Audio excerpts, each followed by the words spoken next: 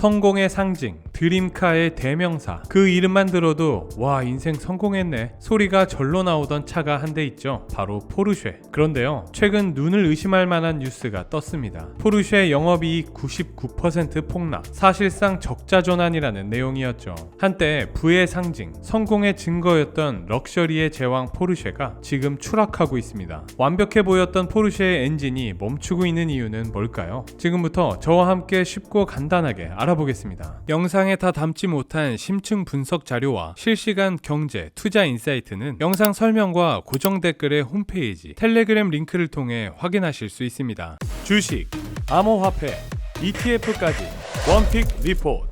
모든 전설은 늘 작은 차고에서 시작됩니다. 물론 포르쉐도 마찬가지였죠. 1931년 오스트리아의 허름한 차고, 이곳에서 페르디난트 포르쉐는 한 가지 꿈을 꿨습니다. 가장 빠르고 가장 완벽한 차를 만들겠다고 말이죠. 그렇게 만들어진 차가 바로 포르쉐입니다. 사실 포르쉐는 태어날 때부터 달리기 위해 만들어진 차입니다. 그래서 레이싱하면 바로 포르쉐가 떠오르죠. 실제로 포르쉐는 지금까지 무려 세계 24,000여 개의 레이싱 경기에서 우승했고, 그중 르망 레이스의 우승만 50클래스를 차지하며 유례없는 기록을 보유하고 있습니다. 엔진의 예술로, 성공의 상징의 상징으로 포르쉐는 레이싱 트랙을 넘어 전 세계 모든 이들의 로망이 됐는데요. 그런데 이랬던 포르쉐가 최근 완전히 무너지고 있습니다. 포르쉐가 올해 충격적인 숫자의 차트를 보였는데요. 올해 1에서 3분기 영업이익은 약 4천만 유로. 이는 놀랍게도 작년 같은 기간 40억 3,500만 유로에서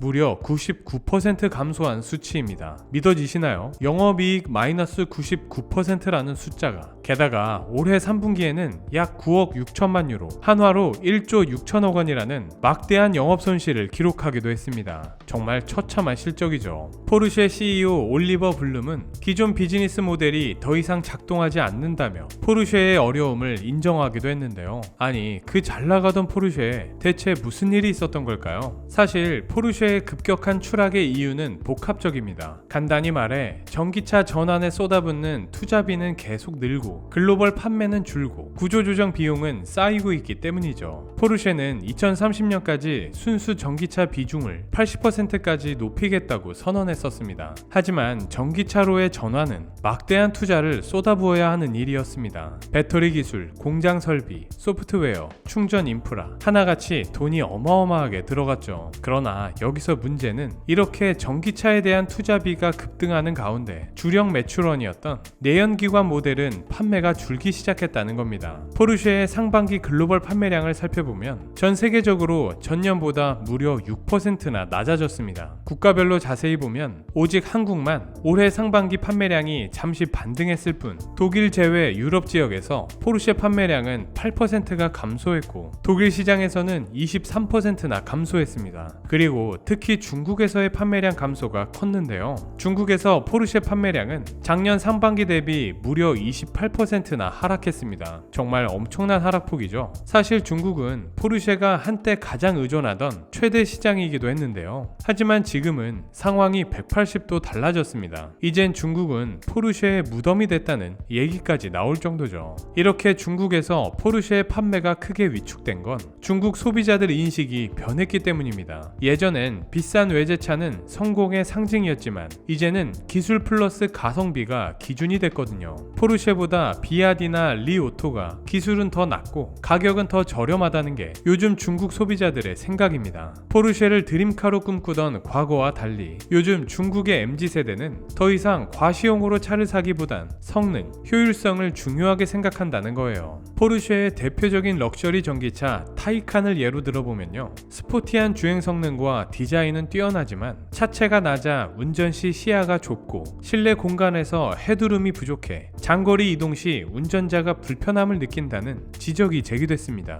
게다가 1회 충전 시 주행거리도 동급 다른 전기차 대비 짧은 편이라는 불만도 터져나왔죠. 거기다 서비스 센터 예약이 어렵고 부품 수급이 지연되는 등 AS 불편이 자주 언급되면서 럭셔리 차라기보다 비싸고 불편한 차라는 인식이 커졌습니다. 그런 가운데 비아디 등 중국 토종 브랜드들이 스마트하고 친환경적이고 세련된 이미지를 앞세워 미래적인 브랜드라는 이미지를 키워가고 있죠. 한때 도로 위의 제왕이었던 포르쉐는 전기차 전기차 혁명의 물결 속에서 낡은 브랜드, 과거의 영광이 되어가고 있습니다. 심지어 최근 블룸버그는 포르쉐의 럭셔리 이미지는 낡아 보인다고 평가했을 정도죠. 예전엔 전통과 기술력이면 충분했지만 이젠 그 공식이 통하지 않습니다. ESG, 지속 가능성을 말하는 시대. 그런데 포르쉐는 아직도 엔진과 마력을 말하고 있죠. 결국 세대와의 대화에서 한 템포 느려진 브랜드가 되어버린 겁니다. 하지만 이렇게 시장에서 입지가 좁아지고 상황이 좋지 않은 방향으로 흘러감에도 불구하고 포르쉐의 가격은 여전히 너무 비쌉니다. 모델별로 다르지만 대략 2억 원대거나 그보다 더 높은 가격대를 형성하고 있죠. 물론 예전에는 비싸도 그만한 이유가 있었지만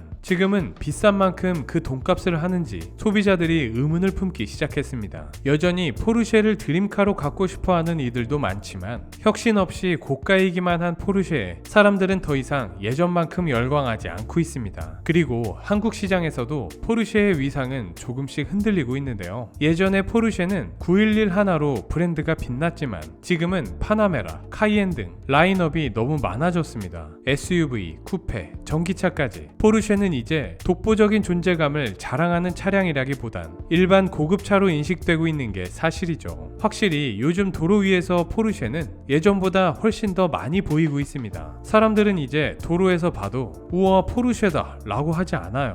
게다가 리스나 장기 할부로 포르쉐를 타는 사람들이 많아지면서 보여주기식 소비, 카푸어의 아이콘처럼 여겨지기도 합니다. 이렇듯 포르쉐는 여전히 비싸지만 더 이상 예전만큼 희소하지 않고 브랜드 가치는 흔들리고 있습니다. 그렇다면 앞으로 포르쉐의 미래는 어떻게 될까요? 앞서 말씀드렸듯 여전히 포르쉐는 도로 위에서 가장 눈에 띄는 차, 많은 이들이 한 번쯤은 꿈꾸는 드림카입니다. 하지만 포르쉐가 쏟아붓고 있는 전기차 프로젝트는 아직 빛을 보지 못하고 있습니다. 게다가 한때 최대 시장이었던 중국은 이제 가장 큰 리스크로 바뀌었습니다. 거기에 미국의 관세 압박까지 겹치며 정치, 무역 리스크가 동시에 불거지고 있죠. 포르쉐가 2026년까지 회복이 쉽지 않을 거란 전망이 나오는 이유입니다. 하지만 그렇다고 포르쉐가 완전히 멈춰선 건 아닙니다. 최근 포르쉐는 2030년까지 판매량의 80%를 전기차로 전환하려던 초기 목표를 수정하고 내연기관 및 하이브리드 모델을 병행 생산하는 유연한 전략을 택했습니다. 앞으로 과제는 분명하죠. 가격과 가치의 균형을 되찾는 것. 이제 포르쉐는 명품의 이유를 다시 한번 증명해야 합니다. 마칸 EV 2세대, 타이칸 후속 모델이 포르쉐의 미래를 가늠할 중요한 시험대인데요. 과연 포르쉐다운 전기차를 구현할 수 있을 건지가 관건이죠. 혁신하지 못하고 방향을 잃은 브랜드는 결국 빛바랜 전설로만 남을 수밖에 없습니다. 스포츠카의 제왕으로 군림했던 포르쉐. 앞으로 포르쉐가 어떻게 위기를 극복하고 브랜드 가치를 회복할지는 지켜봐야 할 것 같습니다. 지금까지 흔들리는 포르쉐의 위상에 대해 알아봤습니다. 오늘은 여기까지고요. 시청해주셔서 감사합니다.